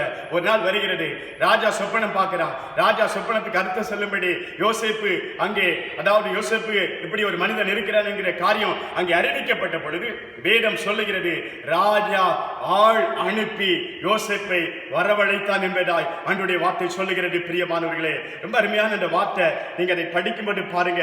ராஜா ஆள் அனுப்பி 105ஆம் சங்கீதத்தில் சொல்லப்பட்டிருக்கிறது, அவனை கட்டவிழ்க்க சொன்னான், ஜனங்களின் அதிபதி அவனை விடுதலை பண்ணினான். அவன் கட்டவிழ்க்கப்பட்டான். இதுவரை கட்டப்பட்டிருந்தான். காவல் கிடங்கிலே பூமிக்கு அடியிலே கிடங்கு தோண்டி அந்த காவல் கிடங்கிலே இருந்தவன் யோசேப்பு. இப்பொழுது அந்த கட்டப்பட்டவனாய் விலங்கிடப்பட்டவனாய் காணப்பட்டவன் ராஜா ஆள் அனுப்பி எந்த ராஜாவின் உத்தரவின்படி காவல் வைக்கப்பட்டானோ இப்பொழுது அந்த ராஜா ஆள் அனுப்பி அவனை கட்டி அவிழ்க்க சொன்னான். ஏன் அவனுக்கு கட்டு தெரியுமா? அதுக்கு அடுத்த வசனம் சொல்லுகிறது, தன் பிரபுக்களை அவன் மனதின்படி கட்டவும் தன் மூப்பர்களை ஞானிகளாக்கவும் அவன் தன் வீட்டுக்கு ஆண்டவனும் தன் ஆஸ்திக்கெல்லாம் அதிபதியும் ஆக்குவதற்காக மற்றவர்களை இவன் கட்ட வேண்டுமேயானால், மற்றவர்களை மனதின்படி கட்ட வேண்டுமேயானால் இவன் கட்டப்பட வேண்டும். கட்டு எப்படி இருக்கும் என்பதை இவன் உணர்ந்து கொள்ள வேண்டும். இதற்காக இவன் கட்டுகளின் வழியாக பாடுகளின் வழியாக போயிருக்கிறான். பிரியமானவர்களே, அதனால தான் ஒரு நாள் சிமியோனை பார்த்து, சிமியோனை பிடியுங்கள், அவனை கட்டுங்கள் என்று சொன்ன பொழுது உடனே அவனை கட்டினார்கள். கட்டுவதற்குரிய அதிகாரம் படைத்தவனாய் காணப்படுகிறான். ராஜா ஆள் அனுப்பி அவனை கூப்பிடும் பொழுது அவனுக்கு வயது 30. பிரியமானவர்களே, தக்க நேரம் வரும்பொழுது, ஏற்ற நேரம் வரும்பொழுது, ஏன் ஆண்டவர் ஒருவேளை 50 வயசுல யோசேப்பை வெளியே கொண்டு வந்திருப்பார்னா நிச்சயமாகவே அநீதி என்று சொல்லக்கூடியதாக காணப்படலாம். வயசெல்லாம் முடிஞ்சு போச்சுது, திருமண வயசெல்லாம் தாண்டி போச்சுது, இப்ப போய் ஆண்டவர் அவனை வெளியே கொண்டு வந்திருக்கிறாரு அப்படின்னு சொல்லக்கூடிய அளவில் இருக்கும். பிரியமானவர்களே, தேவன் அப்படி விடல பாருங்க. சரியா 30 வயசு திருமண வயதை ஆண்டவர் பார்த்துக்கிட்டே இருந்தாரு. திருமண வயது வரைக்கும் அவனுடைய நாட்களில அந்த சிறைக்குள்ள வச்சாரு. இதுக்கு மேல சிறைக்குள்ள இருந்தா இவனுடைய திருமண வாழ்க்கையெல்லாம் பாதிக்கப்படும். கரெக்டா 30 வயசு வரும் பொழுது அவனுக்காகவே தேவன் அங்கே செயல்படுகிறதை பார்க்கிறோம். அவன் ஆண்டவர் அந்த சிறையை விட்டு வெளியே கொண்டு வருகிறார். அந்த வீட்டுக்கெல்லாம் அதிபதியாய் மாற்றுகிறார் என்று சொல்லி ஆண்டவருடைய வார்த்தை சொல்லுகிறது. பார்வோனுடைய அரண்மனைக்கு அதிகாரியாக மாற்றப்படுகிறான். யோசேப்பு யார்? இப்பொழுது அவன் பார்வோனுடைய அரண்மனைக்கு அதிகாரியாய் மாற்றப்பட்டான் என்பதாக ஆண்டவருடைய வார்த்தை சொல்லுகிறதை பார்க்கிறோம். அவனை தன் வீட்டுக்கு ஆண்டவனாக்கிறான். தன் ஆஸ்திக்கெல்லாம் அதிபதியாக்குகிறான். வீட்டுக்கு ஆண்டவனாக மாற்றப்படுகிறான். பார்வோனின் அரண்மனைக்கு அதிகாரியாக மாற்றப்படுகிறான். அரண்மனையில் எத்தனையோ மந்திரிகள் இருக்கிறார்கள், எத்தனையோ பிரபுக்கள் இருக்கிறார்கள். பிரபுக்களை மந்திரிகளை இவன் மனதின்படி கட்டுகிற அதிகாரத்தை பெற்றவனாய் அந்த வீட்டுக்கு அதிபதியாக யோசேப்பு மாற்றப்பட்டிருக்கிறான். எவ்வளவு பெரிய காரியம் பாருங்க. இப்ப அந்த போத்திபார் கூட யோசேப்புக்கு முன்பாக வணங்கணும். பிரியமானவர்களே, எந்த போத்திபார் கடும் சினம் கொண்டு யோசேப்பை சிறையில போட்டானோ அதே போத்திபார் இன்றைக்கு யோசேப்புக்கு முன்பாக வணங்கும்படியான சூழ்நிலைகளை செய்கிறார். ஏன் தெரியுமா? பரிசுத்தம். யோசேப்பின் பரிசுத்தம். எந்த சூழ்நிலையிலும் பாவம் செய்ய மாட்டேன் ஓடணும். அநீதி அங்கே தோற்று போனது. நீதி என்னைக்கும் தோற்று போகாது. ஒருவேளை பாடு அனுபவிக்கலாம், நீங்க தண்டனை அனுபவிச்சு கொண்டிருக்கலாம், நீங்க ஒருவேளை சிறைக்குள்ள போயிருக்கலாம். தேவன் என்றைக்கும் அதாவது அப்படியே பார்த்து கொண்டிருக்க மாட்டார். பிரியமானவர்களே, நீதி ஒரு நாள் ஜெயிக்கும். பிரியமானவர்களே, அநீதி தோற்று போகும். தேவன் இவனுக்காக செயல்படுகிறார். தேவன் தம்முடைய பிள்ளைக்காக செயல்படுகிறதை நாம் பார்க்கிறோம். பிரியமானவர்களே, யோசேப்புக்காக தேவன் கிரியை செய்கிறார். யோசேப்பு தேவன் சிறையிலிருந்து வெளியே கொண்டு வந்து நிறுத்துறார் பாருங்க. பரிசுத்தத்தை கனப்படுத்துகிறாரு. அன்னைக்கு அவன் பாவத்தை செய்ய வந்த சூழ்நிலை வந்த பொழுது ஓடி போனதுக்காக இன்னைக்கு அவனுக்கு இவ்வளவு பெரிய கனத்தை கொடுக்கிறாரு. எல்லாரும் அவனுக்கு முன்னாடி வணங்குபடி செய்கிறார். பரிசுத்தத்துக்கு மட்டும் முக்கியத்துவம் கொடுத்து பாருங்க. பாவத்தை விட்டு விலகி ஓடி பாருங்க. தேவன் உங்களை கனப்படுத்துகிற விதம், தேவன் உங்களை ஆசீர்வதிக்கிற விதம் இருக்கு, அதுக்கு அளவே இருக்காது. பிரியமானவர்களே, ஒருவேளை அன்னைக்கு நடக்காது, அன்னைக்கு அது நடக்கிற மாதிரி தெரியாது, அன்னைக்கு அந்த காரியங்கள் நடப்பது போல தெரியாது. கடந்த நாட்களில 2 பேர், ஜெயராஜ் என்று சொல்லக்கூடிய ஒரு தகப்பன், பெனிக்ஸ் என்று சொல்லக்கூடிய அவருடைய மகன் சிறையில் அடைக்கப்பட்டார்கள். சிறையில இஸ்ரவேலை காப்பாற்றும் அவங்க கதறினாங்க. பிரியமானவர்களே, நீதி மூடியது போல காணப்பட்டது. ஆனா தேவன் விடல.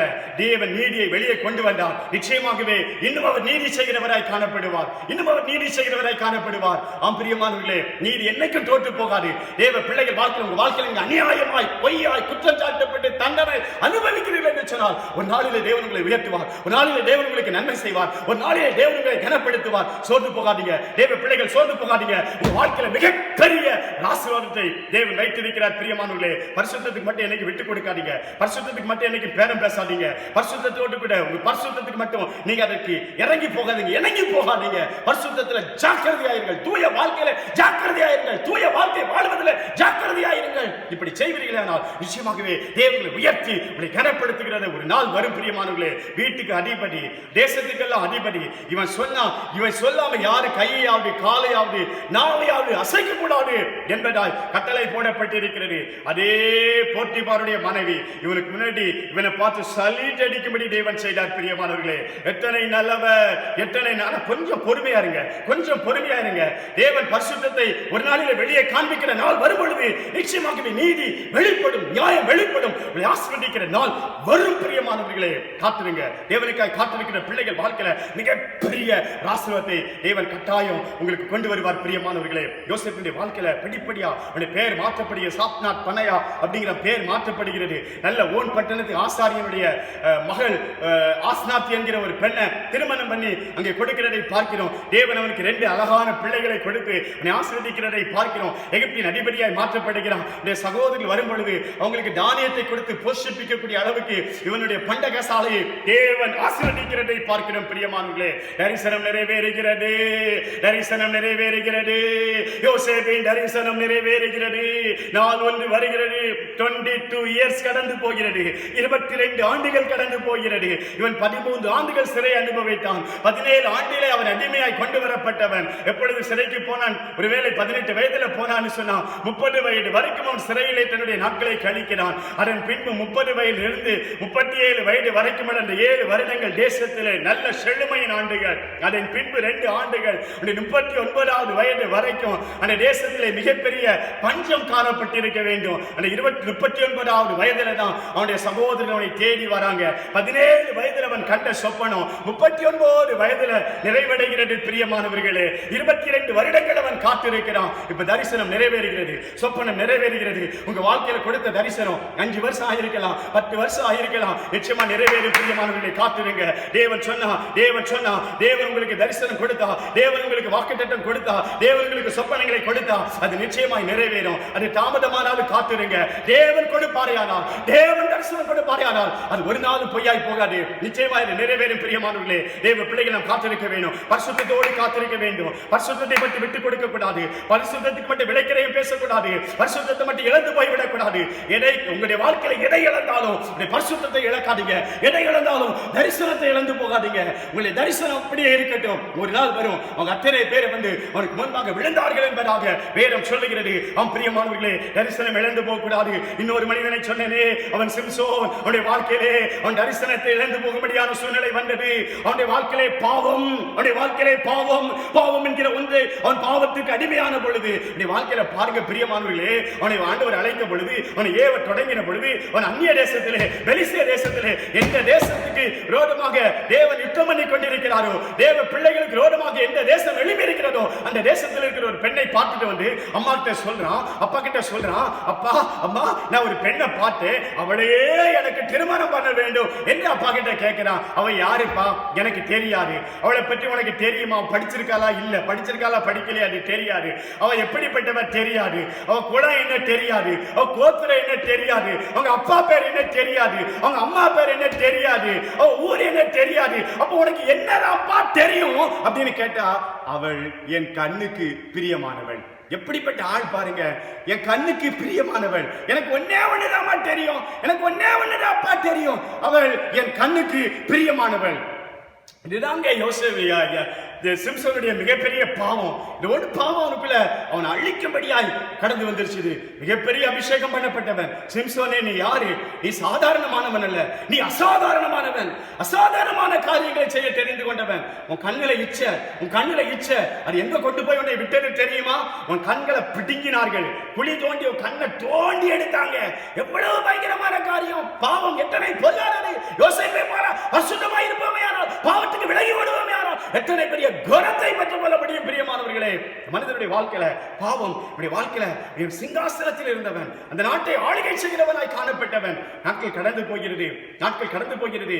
எவ்வளவு பெரிய பலசாலியானவன், எத்தனை பராக்கிரமமான காரியங்களை செய்தவன். இவனுடைய வாழ்க்கையில பாருங்க, பாவம் பாவம் அவனை கீழே நோக்கி, இவனை சிறையை நோக்கி கொண்டு போகிறது. அபிஷேகம் பண்ணப்பட்டவன், சாதாரணமானவன் அல்ல சிம்சோன். அபிஷேகம் பண்ணப்பட்டவன், நசரேய விரதம் இருக்கிறவன், தேவனுக்காக பிரதிஷ்டை பண்ணப்பட்டவன். பிரதிஷ்டை பண்ணப்பட்டவன். என்ன பிரதிஷ்டை? இவன் வயிற்றில் இருக்கும் பொழுது இவனை குறித்து ஆண்டவருடைய தூதன் சொன்னான். அவனுடைய தாய்க்கு சொல்லும் பொழுது, நீ திராட்சை ரசத்துல தோன்றுகிற எதையும் குடிக்க கூடாது. பிள்ளை வயிற்றுல தான் இருக்குது. இவ சாப்பிட்டு அந்த சாப்பாடு பிள்ளைக்கு அந்த திராட்சை ரசம் கூட பிள்ளையினுடைய அந்த சரீரத்துக்கு போக கூடாதுங்கிறதுல தேவன் அத்தனை வைராக்கியமாக இருந்தார். அப்படி பிரதிஷ்டையோட வளர்ந்த பிள்ளை, அப்படி பிரதிஷ்டையோடு எழுப்பினது. அவன் பிரதிஷ்டை பண்ணப்பட்ட நசரேய விரதம் இருக்கிறவன். நசரேய விரதம் என்று சொன்னால் அவன் விரதம் இருக்கிறான் என்று சொன்னால் அவன் செத்து போன பணத்தை தொடக்கூடாது. அவன் திராட்சை ரசத்துல தோன்றுகிற எதையும் குடிக்க கூடாது. அவனுடைய தலையில சவரகம் கட்டி அது படக்கூடாது, முடி வெட்டப்படக்கூடாது. இதுதான் அந்த பொருத்தனை நிபந்தனை. எல்லாம் மீறுகிறான் பிரியமானவர்களே, எல்லாம் மீறுகிறான். அந்த திருமணத்தின் போது அவனுடைய பெலிஸ்த தேசத்துல திருமணத்தின் போது 7 நாள் விருந்து என்ன பரிமாறப்பட்டிருக்கும்? திராட்சை ரசம் முக்கியமான விருந்து. திராட்சை ரசம் விருந்திலே அங்கே பரிமாறப்பட்டிருக்கும். பணத்தை தொடக்கூடாது. செத்து போன கழுதையின் பச்சை தாடை எலும்பை அவன் கையிலே எடுக்கிறான். சத்து போல சிங்கத்தினுடைய அந்த உடல்ல போய் தேன் கூட்டை பார்க்கிறான். பாருங்க, சிங்கத்துக்கு உடலுக்குள்ள தேன் கூட்டை கொண்டு பிசாசு வைக்குது. இவன் போய் தொடரும். இவனோட வாழ்க்கையில பாவம் செய்வதற்கு சந்தர்ப்பங்களை பிசாசு ஈஸியாக உருவாக்கி கொடுப்பான். பிரதிஷ்டை பண்ணப்பட்டவன் ரொம்ப கவனமாக இருக்க வேண்டும். நீங்கள் பிரதிஷ்டை பண்ணப்பட்டிருக்கிறீர்கள் என்று சொன்னால் இந்த காரியத்தை செய்ய மாட்டேன், ஆண்டவருக்காக வைராக்கியமா இருக்கிறேன் என்று பிரதிஷ்டை பண்ணப்பட்டீர்களே, ஆனால் உங்கள் வாழ்க்கையிலே பாவம் உங்களை தேடி தேடி வரும். பிரியமானவர்களே, ஓடி விலக வேண்டும், ஓடி போக வேண்டும். பிரதிஷ்டையை மீறும்படியான சூழ்நிலைகள். கடைசியில பாருங்க, அந்த நசரேய விரதத்துக்குரிய முக்கியமானது அவனுடைய முடி. முதல் முறை அவனுக்கு அதை சொல்லிடுறான், என் முடி அப்படி. அதாவது அவனுக்கு வந்து காரியத்தை அவன் என்ன பண்ணான் சொல்றான். அந்த காரியத்தை அந்த தெளிலா செய்த பொழுது அப்பவே அவன் உணர்ந்திருக்கணும். என்ன உணர்ந்திருக்கணும்? என்ன அவன் வாழ்க்கையில உணர்ந்திருக்கணும்? நம்ம கவனமா இருக்கணும், இந்த பெண்ணிடத்துல கவனமா இருக்கணும். அந்த பாவத்தினுடைய உச்சகட்டம் பாருங்க. அவனுக்கு தெரியுது, இது நிச்சயமா இந்த முடி எடுக்கப்படும் பொழுது என்னுடைய பலன் இறங்கிடும் அப்படிங்கிற தெரிஞ்சு கூட அவன் போய் அந்த பாவத்தில் விழும்படியான சூழ்நிலைகள். பிரியமானவர்களே, எத்தனை காரியம் அவனுடைய வாழ்க்கை. தேவன் 3 முறை அவனுக்கு சான்ஸ் கொடுத்து பார்த்தாரு. அப்படியும் கூட அவன் திரும்ப திரும்ப திரும்ப திரும்ப திரும்ப பாவம் சிம்சோனை வழி விலகி போக பண்ணினது, அபிஷேகத்தை இழக்க பண்ணினது, தரிசனத்தை இழக்க பண்ணினது. அவன் வாழ்க்கையில என் கண்ணுக்கு இன்பமானவன், என் கண்ணுக்கு குளிர்ச்சியானவன் சொன்னவன் கண்ணை இழக்கும்படியான தரிசனத்தை இன்னைக்கு எத்தனை பேருடைய வாழ்க்கையில தரிசனத்தை இழந்து போனார்கள். தேவ பிள்ளைகள் வாழ்க்கையில பாவத்தின் நிமித்தமாய் அவர்கள் வாழ்க்கையில தரிசனத்தை இழந்திருக்கிறார்கள். எதையும் பார்க்க முடியாது. இன்னொரு உலகத்திற்கு வந்து விட்டார்கள். சிம்சோனே, இன்னொரு உலகத்திற்கு வந்து விட்டார், இருளான உலகத்திற்கு வந்திருக்கிறார். யாரையும் பார்க்க முடியாது, யாரோடு பேச முடியாது என்கிற இன்னொரு உலகத்திலே வந்திருக்கிறார். எதை நிமித்தமாய் நீ எப்படியானாய்? எதை நிமித்தமாய் இந்த வாழ்க்கை எப்படியானது? பாவம் அல்லவா? பாவத்துக்கு தேவ பிள்ளைகள் விலகி ஓட வேண்டும் என்று சொல்லி வேதம் சொல்லுகிறது. பிரியமானவர்களே, சிம்சோனுடைய வாழ்க்கையில பாதிக்கப்பட்டு போனான். பாவத்தின் நிமித்தமாய் வாழ்க்கை பாதிக்கப்பட்டு போனது. சிறையில் இருந்து மனம் திரும்புறான், சிறையில் இருந்து கண்ணீர் வெடிக்கிறான், சிறையில் இருந்து வேதனைப்படுறான், அழுகிறான், ஆண்டவரை நோக்கி பார்க்கிறான், ஜெபிக்க ஆரம்பிக்கிறான். கொஞ்சம் கொஞ்சமாய் நசரேய பொருத்தனை தேவன் நிறைவேற்றும்படி காத்திருக்கிறார். உடனே அற்புதம் செய்யல. இப்ப அங்க சிறையில விலங்கிடப்பட்டிருக்கிறான். சிறைச்சாலையில் விலங்கிடப்பட்டவனாய், நீ செயல்பட வேண்டியவன், கர்த்தருக்காய் எழுத வேண்டியவன், கர்த்தருக்காய் வைராக்கியமாய் நிற்க வேண்டியவன், அநேகருக்கு நடுவிலே நின்று நீ கிரியை செய்ய வேண்டியவன். இன்றைக்கு நீ செயல்பட முடியாதபடி உன்னை பிசாசு கரங்களை கட்டி வைத்திருக்கிறான், வெண்கல விலங்குகளை போட்டு உன்னை கட்டி வைத்திருக்கிறான். சிம்சோனே, ஏன் அவருடைய பாவத்தை நிமித்தமாய் இன்னைக்கு நீ ஆண்டவருக்கு எதுவும் செய்ய முடியாம போயிருக்கிற? ஏன் உங்களுடைய கண்கள் நீ பிடிக்கப்பட்டிருக்கிறது? அருமையான சகோதரனே, அருமையான சகோதரியே, ஏன் உங்களுடைய வாழ்க்கையில தரிசனத்தை இழந்திருக்கிறீங்க? ஏன் அப்படின்னா நீங்க ஏற்கனவே சிறைக்குள்ள இருக்கிறீங்க. சிம்சோனே, நீ ஏற்கனவே சிறைக்குள்ள இருக்கிறபடியால் இப்பொழுது கண்கள் பிடுங்கப்படுகிறது. தரிசனத்தை இழந்து விட்டேன் என்று சொன்னால் நான் சிறையில் அடைக்கப்பட்டிருக்கிறேன். அருமையான தேவச்சனமே, நீங்கள் தரிசனத்தை இழந்திருக்கிறீர்கள் என்று சொன்னால் நீங்கள் ஏற்கனவே பிசாசின் சிறைக்குள் இருக்கிறீர்கள். ஆகவே தான் தரிசனத்தை இழந்திருக்கிறீர்கள். எதை இழந்தாலும் தரிசனத்தை இழந்து விடாதிருங்கள். தரிசனம் முக்கியமானது. உங்களை குறித்த தரிசனம் என்ன? உங்களை குறித்த எதிர்காலம் என்ன? நீங்கள் எதற்காய் அழைக்கப்பட்டவர்கள், அதை உங்கள் வாழ்க்கையை மறந்து விடக்கூடாது. அதை நோக்கியே உங்களுடைய பயணம் அமைய வேண்டும். கர்த்தர் நிச்சயமாக உங்களுக்காக செயல்படுவான். இப்போ அவன் தரிசனத்தை நினைக்கிறான். நான் யாரு? நான் ஆள பிறந்தவன், அடிமையா, மாவாட்டுகிற தொழில், விலங்கிடப்பட்டவனாய், காசாவுக்கு கொண்டு போகப்பட்டவனாய், அந்நிய தேசத்திற்கு கொண்டு போகப்பட்டவனாய், முடியெல்லாம் மொட்டையடிக்கப்பட்டவனாய் ஜெயில ஜெபிக்க ஆரம்பிக்கிறான். முடி வளர ஆரம்பிக்கிறது. நசரேய பொருத்தனை மீண்டுமாய் நிறைவேற ஆரம்பிக்கிறது. கர்த்தர் அவனுக்காய் கிரியைகளை நடப்பிக்க ஆரம்பிக்கிறார். பிரியமானவர்களே, இப்ப அவன் ஒரு ஜெபம் பண்றான் பாருங்க. அவன் ஜெபம் பண்ணும் பொழுது, ஆண்டவரே நோக்கிட்ட பாவங்களுக்காக மனஸ்தாப்பட்டு அவன் ஜெபம் பண்ணும் பொழுது கர்த்தருடைய ஜெபத்தை கேட்கிறார். அந்த பில்டிங் அது அசைக்கப்படுகிறது. 3000 பேர் அவனோடு கூட மரித்து போனார்கள் என்பதாக வேதம் சொல்லுகிறது. உயிரோடு இருந்து அவனால் கொல்லப்பட்டவர்களை பார்க்கலும் மரித்த பொழுது அவனால் மரித்தவர்கள் அதிகம் என்பதாய் வேதம் சொல்லுகிறது. ஒருவேளை நம்முடைய வாழ்க்கை மடிந்து போனாலும் அங்கு ஒரு காரியம் மட்டும் அதுல நம்ம கவனிக்க வேண்டியது, அந்த இழந்து போன அந்த அபிஷேகத்தை, இழந்து போன அந்த பிரதிஷ்டையை திரும்பவும் அவன் காத்துக்கொள்வதற்கு ஒரு சின்ன சான்ஸ் தேவன் அவனுக்கு கொடுத்தார்னு சொல்ல முடியும் பிரியமானவர்களே. ஏன் அப்படின்னா அவனுடைய பெயர் விசுவாச வீரர்கள் பட்டியலில் வந்துருச்சுது. அவனுடைய விசுவாச ஆவி செயல்பட்டது. அதனாலதான் மீண்டுமாக அவனால அந்த, அதாவது அவனுடைய பலத்தினால் அல்ல, விசுவாச ஆவி அவனுக்குள்ளே செயல்பட்டது. ஆகவே அவன் அந்த பில்டிங்கை விளைவிக்க முடிந்தது. அந்த தாகவனுடைய அந்த கோயில அந்த 2 அதனுடைய தூண்களை பிடிச்சு ஆட்டிய பொழுது அப்படியே அது கீழே விழுந்தது. விசுவாச ஆவி அவனுக்குள்ள செயல்பட ஆரம்பித்தது. விசுவாச வீரர்கள் பட்டியலில் அவனுடைய பெயரை தேவன் அங்கே கொண்டு வந்து சேர்த்துட்டாரு. ஒருவேளை அவன் பாவம் செய்தாலும் திரும்ப அவனுடைய வாழ்க்கையில தேவன் அவனை மன்னிச்சார். பிரியமானவர்களே, அருமையான தேவ ஜனமே, இன்றைக்கு ஒருவேளை லாக்டவுன்ல இருக்கிறோம். ஒருவேளை நம்ம நினைக்கிறோம் இது அவங்க செஞ்ச பாவம், இவங்க செஞ்ச பாவம் அப்படின்னு சொல்லி மற்றவங்க மேல நம்ம பழிய போடுறோம். பிரியமானவர்களே, இன்னைக்கு என்னென்ன ஆராய்ந்து பார்க்கணும். ஏன் என்னுடைய வாழ்க்கையில் இந்த சிறை, ஏன் என்னுடைய வருமானங்கள் பாதிக்கப்பட்டிருக்கிறது, ஏன் என்னுடைய வாழ்க்கையில ஆண்டவர் என்னை சிறையில பிடிக்க வைத்து இருக்கிறார், என் சபையை சிறைக்கு பிடிக்கப்பட்டு, ஏன் என்னுடைய சபையில ஆராதனை இப்ப நடக்க மாட்டேங்குது, எல்லா சர்ச்சிலும் தானே நடக்கல அப்படின்னு நினைக்க கூடாது. ஏன் என் சபையில ஆராதனை நடக்கல, ஏன் நடக்கல, நான் என்ன பாவம் செஞ்சேன் ஆண்டவரே, நான் என்னென்ன ஆராய்ந்து பார்க்கணும். ஒவ்வொரு தேவ பிள்ளைகளும் தங்களை ஆராய்ந்து பார்க்க வேண்டிய ஒரு நேரம். அவங்க பாவம் செஞ்சுட்டாங்க, இவங்க பாவம் செஞ்சுட்டாங்கன்னு மற்றவர்களை கை நீட்டுவதற்காக நான் என்ன செய்தேன்?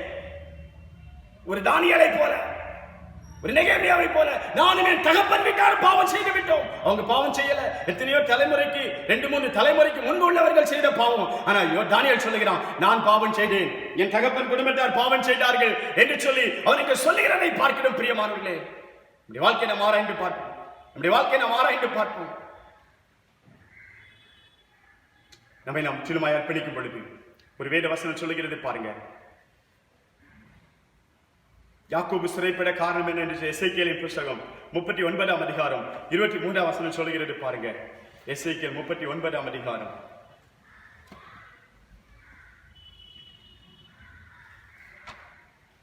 23ஆம் வசனம் சொல்லுகிறது, இஸ்ரவேல் வம்சத்தார் தங்கள் அக்கிரமத்தின் நிமித்தமே சிறைப்பட்டு போனார்கள் என்பதாய் ஆண்டுடைய வார்த்தை சொல்லுகிறது. பிரியமானவர்களே, ஏன் சிறைப்பட்டு போனான்? சிம்சோனே, நீ ஏன் சிறைப்பட்டு போனான்? உன் பாவத்தின் நிமித்தமாய் அல்லவா, உன் அக்கிரமத்தின் நிமித்தமாய் அல்லவா? இன்றைக்கு நீங்கள் பாவத்தை விட்டு மனம் திரும்ப வேண்டும் என்று தேவன் விரும்புகிறார். ஏன் நான் சிறைப்பிடிக்கப்பட்டிருக்கிறேன்? என்ன பாவம் செய்தேன்? நான் என்ன பாவம் செய்தேன்? நாம் ஆராய்ந்து பார்க்க முடியாது. தேவன் இந்த வேளையில நம்மை ஒரு விஷயம் ஆராய்ந்து பார்க்க தேவனுக்கு ஒரு சான்ஸ் கொடுக்கிறார். பிரியமானவர்களே, நம்ம ஆராய்ந்து பார்ப்போம். என்ன பாவம் செய்தேன்? நான் என்ன பாவம் செய்தேன்? யோசேப்பு சிறையில் இருக்கும், அதான் யோசித்து பார்த்தான். வசனம் அவனை புடமிட்டது. என் வாழ்க்கையில இன்னும் நான் சரிப்படுத்தணும், இன்னும் நான் அநேகருக்கு நான் ஒரு பெரிய காரியத்திற்கு அழைக்கப்பட்டிருக்கிறேன். அப்ப என்கிட்ட கோபம் இருக்கக்கூடாது, என் பொறாமை இருக்கக்கூடாது, எந்த சூழ்நிலை மற்றவங்களை மன்னிக்கணும். இனி நான் கோல் சொல்ற யோசேப்பா இருக்கக்கூடாது. பெருந்தன்மையோட நடந்து கொள்ளணும், என் சகோதரரை மன்னிக்கிறவனாய் காணப்படணும். அவனுடைய வாழ்க்கையில அவனை சிறைக்குள்ள வைத்து தேவனை இன்னுமாய் உருவாக்குகிறான். நான் பரிசுத்தம் போதல் இருக்கல, அங்கேயும் வசனம் அவனை புடமிடுகிறது. அருமையான தேவனுடைய பிள்ளைகளே, நீங்க ஒருவேளை நீங்க உங்களுடைய வாழ்க்கையில ஒரு பரிசுத்தத்தின் எல்லையே வந்து விட்டதை போல நீங்கள் உணரலாம். இது போதும் என்பதல்ல. இன்னுமா என்ன? ஏன் என் வாழ்க்கையில அடைபட்டிருக்கிறேன்? ஏன் வாழ்க்கையில சிறைப்பட்டிருக்கிறேன்? நாம் ஆராய்ந்து பார்ப்போமே, ஆனால் நிச்சயமாகவே இந்த லாக்டவுன் விட்டு நம்ம வெளியே வருவோம். பிரியமானவர்களே, இந்த லாக்டவுன் விட்டு வெளியே வருவோம். ஏன் என்னுடைய அக்கிரமத்தின் நிமித்தமாக இருக்கலாம், என்னுடைய பாவத்தின் நிமித்தமாக இருக்கலாம்.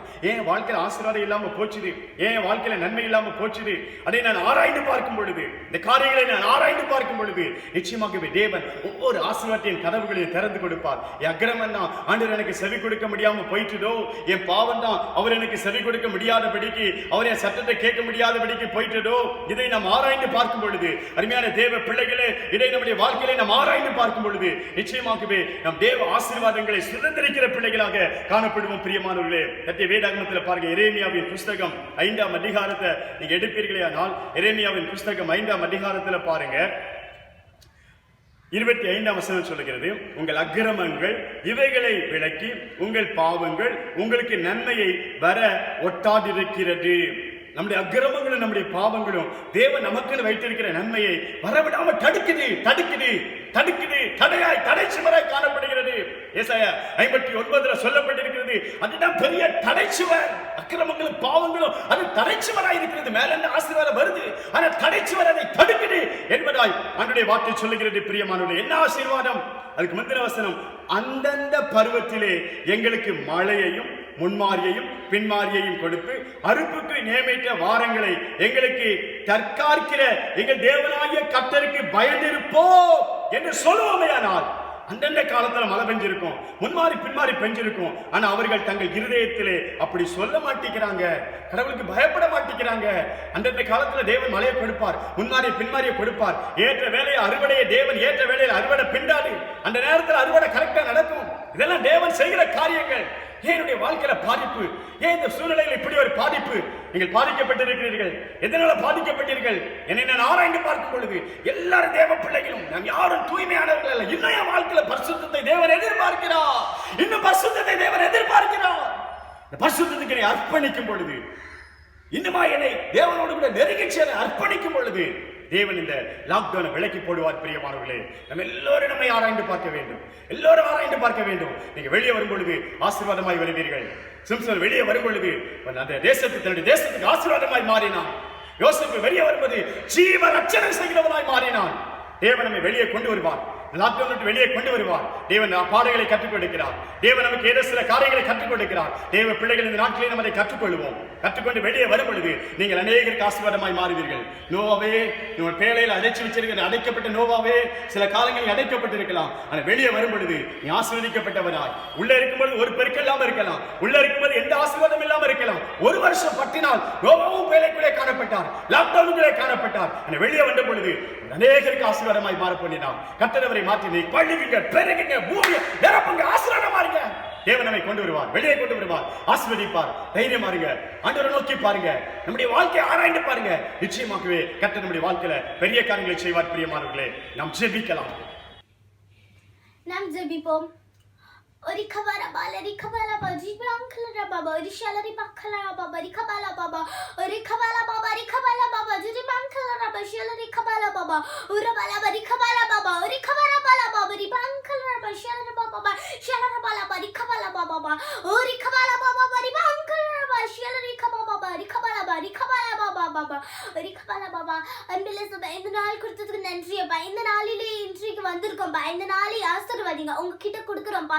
இன்னைக்கு ஒருவேளை சப்பா நிறைய பேர் சிறையில இருக்கலாம், ஒருவேளை நீங்க சிறையில இருக்கலாம், நீங்க பண்ணிருக்க மாட்டீங்க. யோசேப்பும் அப்படிதான், அவங்க அந்த தப்பு பண்ணவே இல்லை, பட் ஆல்சோ அவனை சிறையில வச்சுட்டாங்க. இன்னைக்கு அப்படிதான் நீங்களும் அப்படிதானா?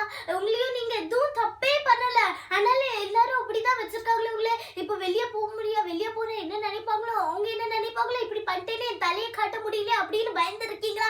இன்னைக்கு அந்த சிறையில இருந்து, அந்த ஜெயில இருந்து நீங்க வெளியே வரும்போது உங்களுக்கு ஹை பிளேஸ்ல கிடைக்கும். இன்னைக்கு அப்படிதான் இஸ்ரவேல் ஜனங்களும் அவங்க எப்படி அவங்க மோசஸ் இருக்கும் போது அவங்க இது பண்ணாங்க அது பண்ணாங்க, பார்வோன்னு அழிக்கிற அளவுக்கு அவங்க பண்ணிட்டு இருக்கும் போது அவங்க அப்படின்னா இவ்வளோ கஷ்டங்களே இந்த கஷ்டங்களே பார்த்துதான் அவங்களால அது போக முடிஞ்சிச்சு. இவ்வளோ கஷ்டங்களை அவங்களே சமாளிக்கணும், இந்த கஷ்டங்கள் எல்லாம் பண்ணணும், அது பண்ணிட்டு தான் அவங்க போனாங்களே, அந்த சிறையிருப்புல இருந்து வெளியே வந்தாங்க.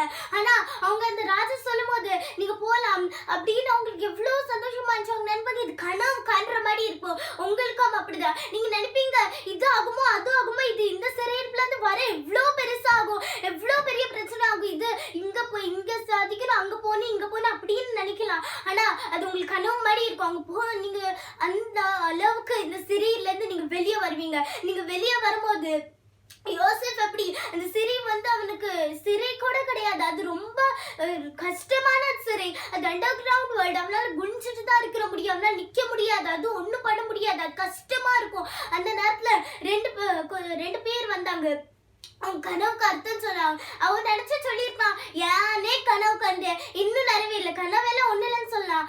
ஆனா அவன் அப்படி சொல்லல, நீங்க கனவு என்கிட்ட சொல்லுங்க நான் சொல்றேன் அப்படின்னு சொன்னான்.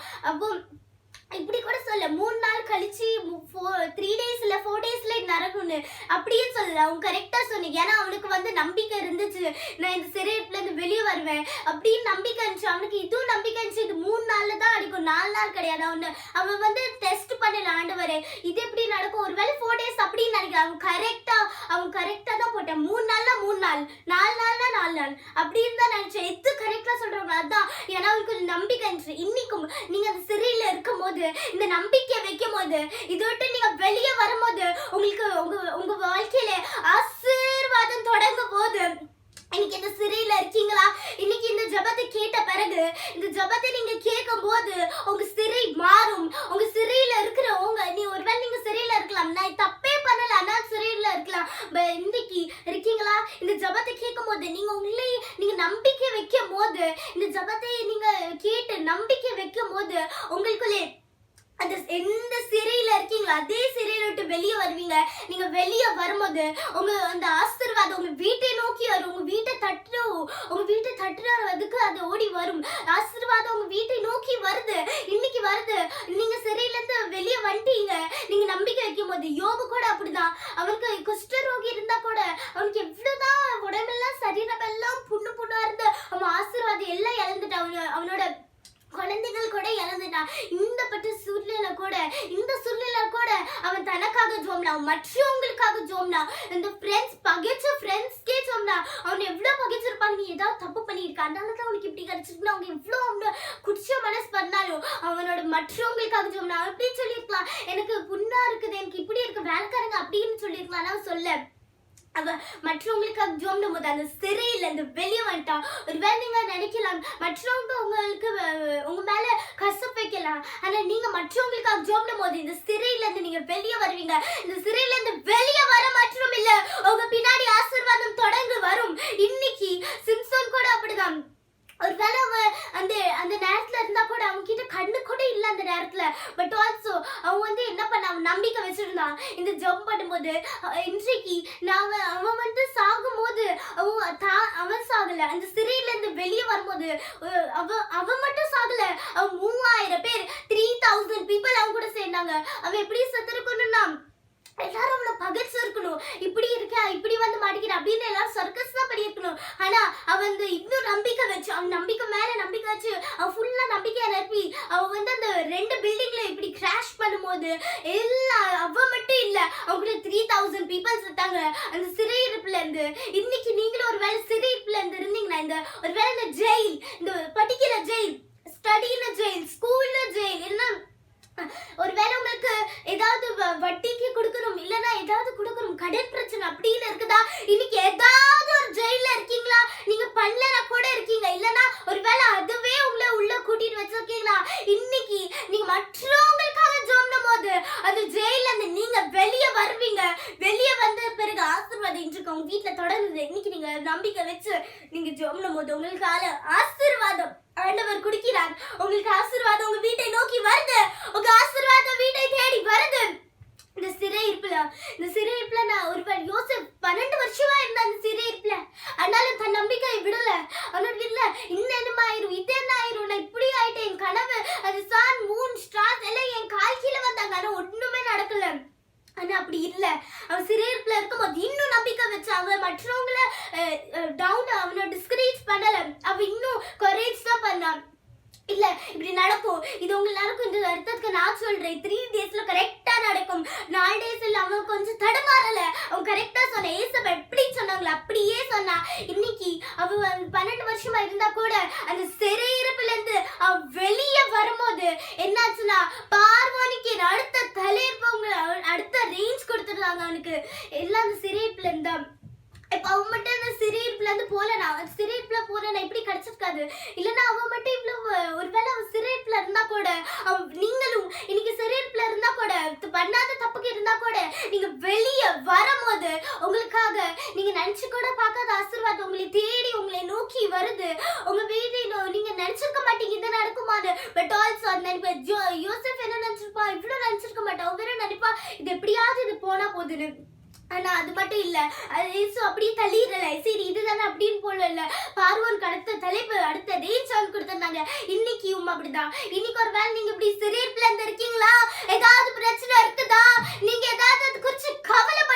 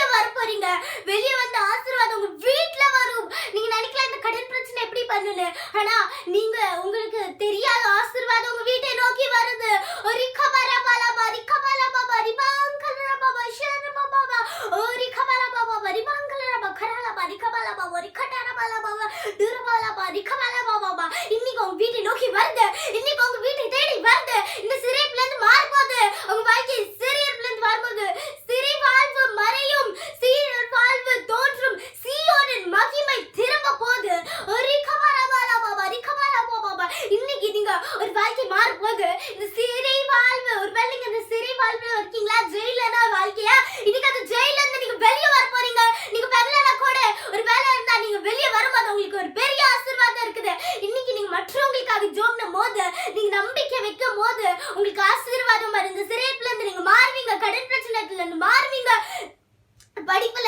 படிப்பு பிரச்சனை இது ஒண்ணும் முடியவே மாட்டேங்குது, அந்த சிறையிருப்புல மாறுவீங்க. எல்லாம் நீங்க மாற போறீங்க. எந்த சிறையிருப்புல இருந்தா கூட அந்த சிறையிருப்புல இருந்து நீங்க மாற போறீங்க. இனிமே அதுக்குள்ள இருக்க மாட்டீங்க. நீங்க அது வெளியே வரும்போது உங்களுக்குள்ள ஒரு பெரிய ஆசீர்வாதம் இன்றைக்கு உங்க வீட்டை நோக்கி வருது. ஓ ரிகபாலா பாபா ரிபாங்கலா பாபா ரிகபாலா பாபா ரிகபாலா பாபா ரிகபாலா பாபா இன்னைக்கு வரும். இன்னைக்கு உங்க வீட்டை நோக்கி வரும். எல்லாம் அந்த சிறையிருப்புல இருந்து நீங்க வெளியே வரும்போது, இன்னைக்கு வெளியே வரும்போது இன்னைக்கு ஆசீர்வாதம் இன்றைக்கு நீங்க உங்க வீட்டுல வரப்போகுது. இன்னைக்கு உங்களை நீங்க இது தேவைன்னா அந்த தேவை உங்க சந்தி ஒருவேளை உங்களுக்கு தெரிஞ்ச இந்த தேவை இருக்குது, என்ன தேவை இருக்குது அவங்க வீட்டுல வரும். இன்றைக்கு உங்க வீட்டுக்கு ஏதாவது பிரச்சனை இருக்குதா? அந்த பிரச்சனையில நீங்க கவலைப்படுறீங்களா? என்ன பண்ணணும்னு தெரியல, அந்த பிரச்சனை மாறணும். இன்னைக்கு மாறணும்.